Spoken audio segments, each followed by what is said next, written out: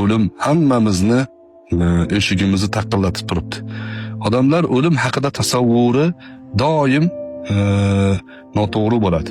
To menga yetib kelmaguncha o'lim ancha uzoq deb o'ylaydi odam.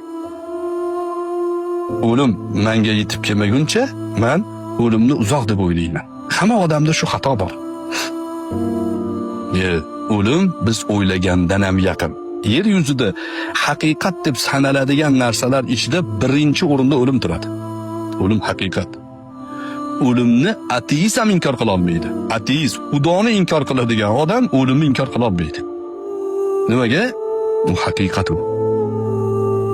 Biz o'limni podshoh bo'lamizmi, gado bo'lamizmi, oddiy inson katta bo'lamizmi, kichkina bo'lamizmi, har doim qosh bilan qoboqni o'rtasida ekanligini bilishimiz kerak. Kelgan paytida marhaban ya Azroil deyishimiz kerak. Ey jon oluvchi farishta, marhabo deyishimiz kerak.